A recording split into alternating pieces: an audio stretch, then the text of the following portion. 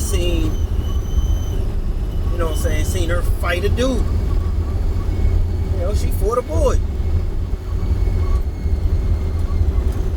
I really don't fully understand. She was kind of a tomboy, but I liked her.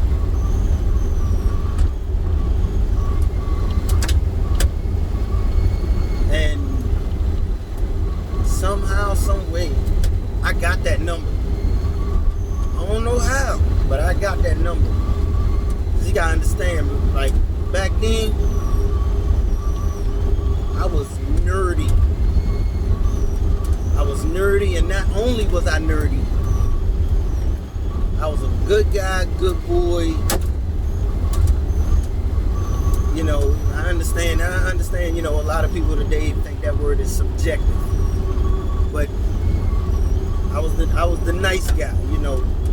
You know, they say the nice guys finish last, and tell you the truth, back then, being a nice guy was not necessarily a good thing. Nah. You know, yeah, I understand, you know, as an adult now, you know, being a nice guy, depending on how you look at it, can be the best thing and greatest thing ever, being a nice guy. Being the last in line. Because, you know, while everybody else in front fucking up or getting fucked over, you're the nice guy in the last of the line, so you able to see where everybody else fucked up, and you know how to act accordingly. But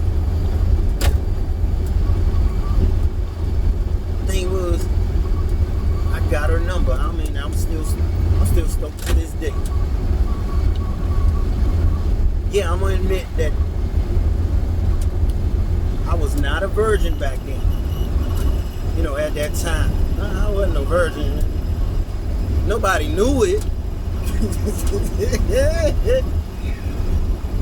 But I was still very green. I was very green. Naive. So I got the number, but I think before I got the number, you know what I'm saying, we always talked at the swimming pool, and I couldn't, you know, it was like I couldn't wait to go up to the pool to meet her and see her, and it was, I remember like the first day I went up to the pool and she wasn't there, you know, I was looking for her. Where's she at?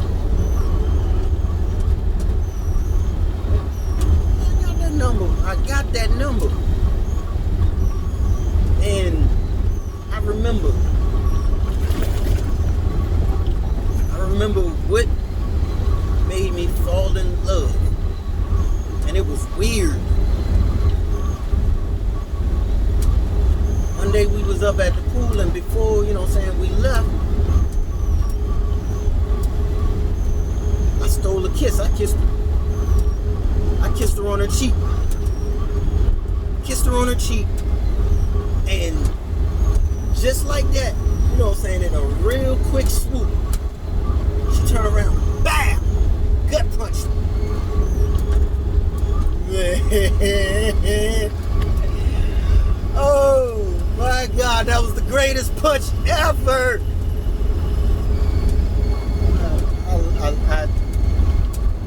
Yeah, she gut punched me, and I like it. So I called her Cookie Keisha. Reason why, I'm gonna tell you, is like sometime later,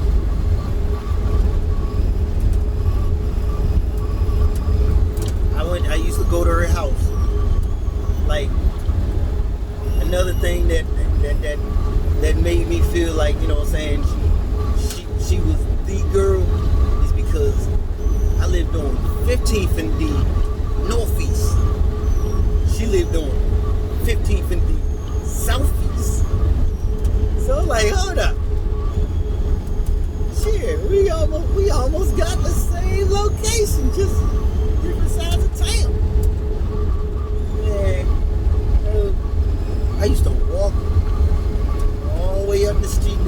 here happy. Go see my girlfriend. Go see my girlfriend. And one day I went to go see her. She was on the front porch. She came out to eat the cookies. She was eating her chocolate chip cookies. And I asked her for a cookie. She fed me a cookie. Not gave me a cookie. She fed me a cookie. She put the cookie in my mouth. And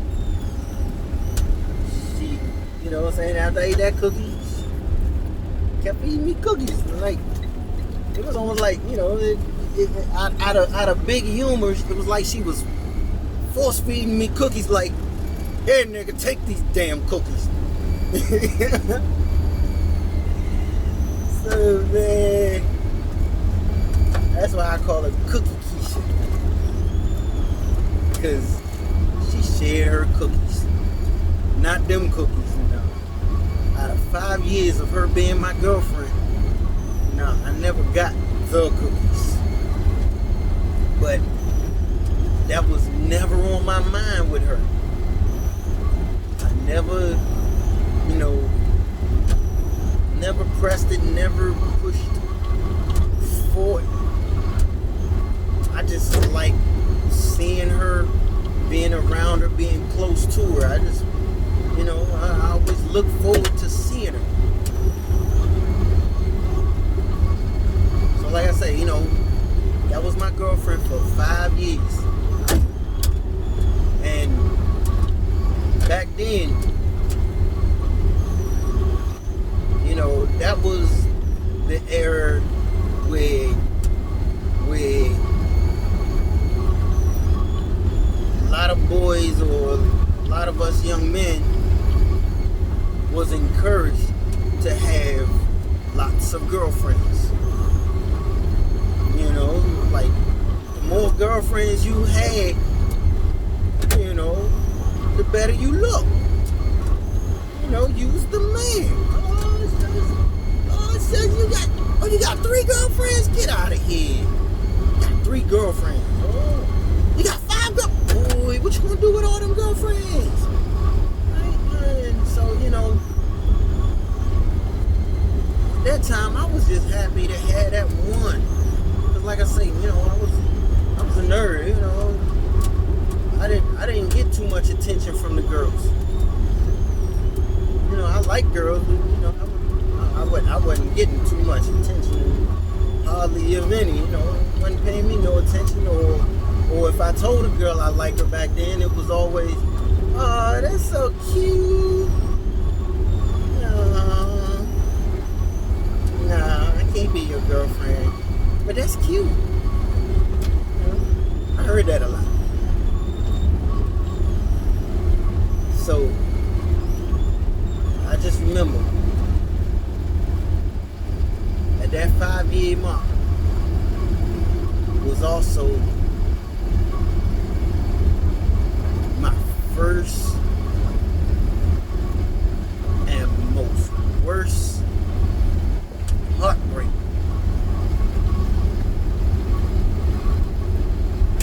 Because one day she called me while I was in the house, and there was nobody there but me that day.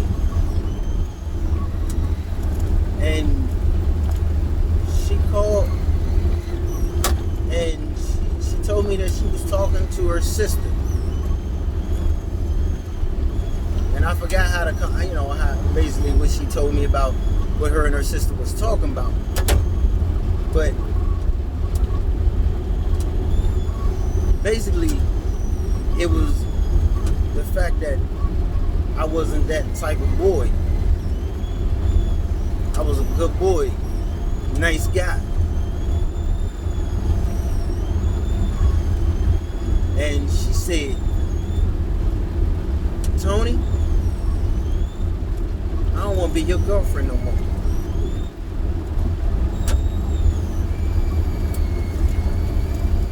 And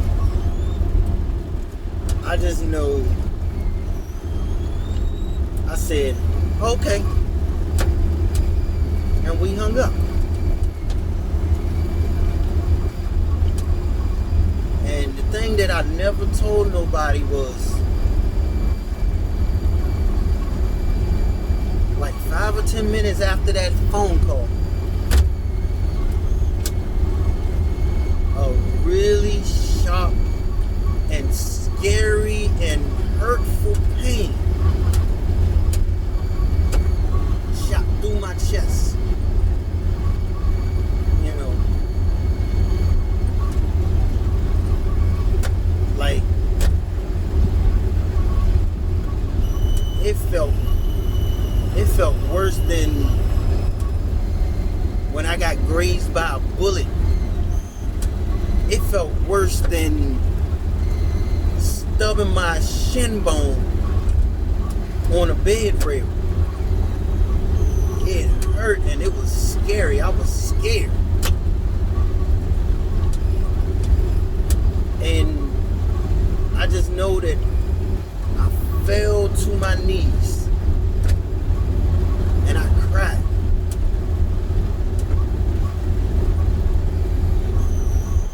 I didn't talk to nobody about it because I didn't know what to say to anybody about it.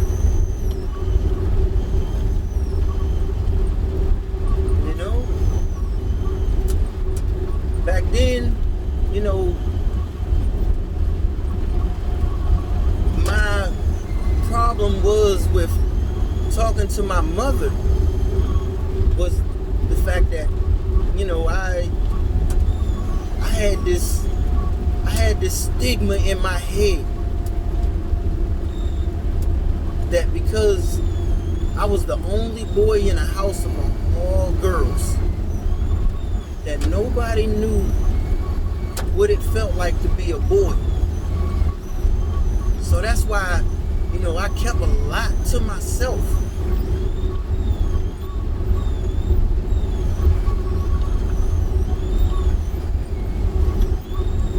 But I also was thinking back then at that time where, you know,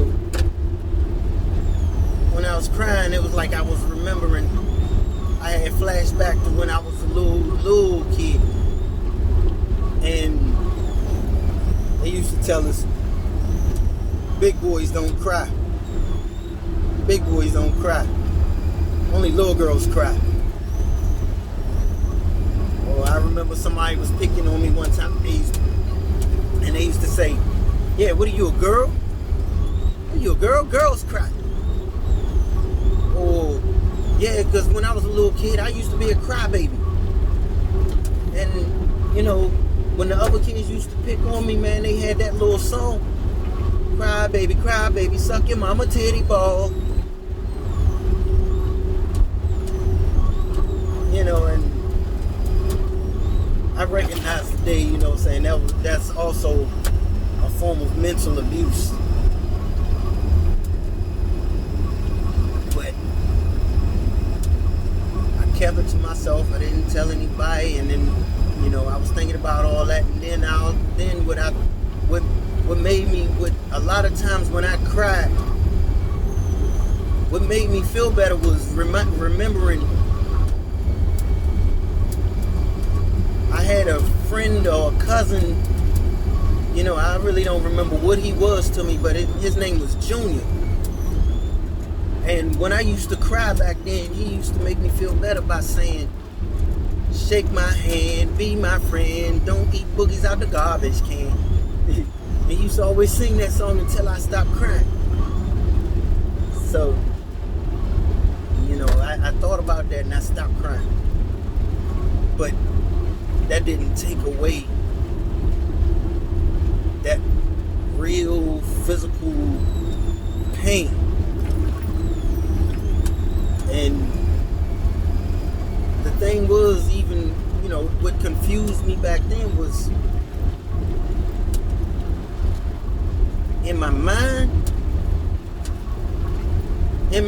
it, you know, just like I said, okay, you know, my mind was like, okay, you know, so, but telling, my heart was something different. That was, I don't know, it's like, I guess you could say that was the first time my heart and my mind did not agree. They was not in agreement.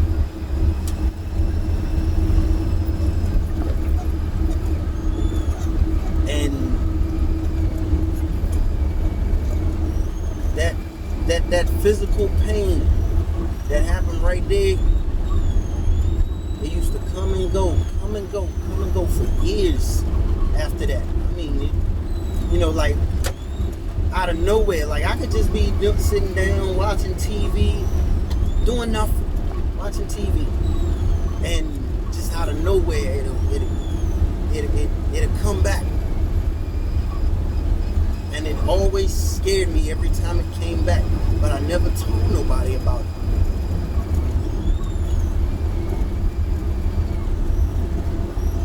I guess that's one of them little jars. One of them things I put in the jar, put the lid on it, put it in my little closet, lock the closet.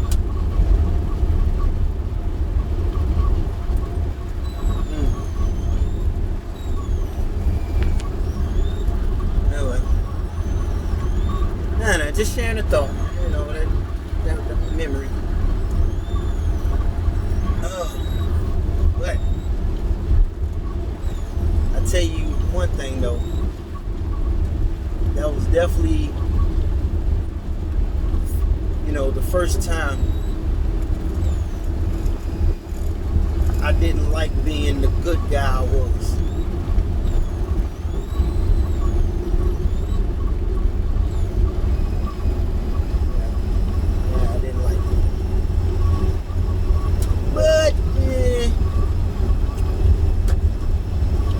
I know. Stay breezy, stay tuned. I'll let your boy, Dirty White Boy.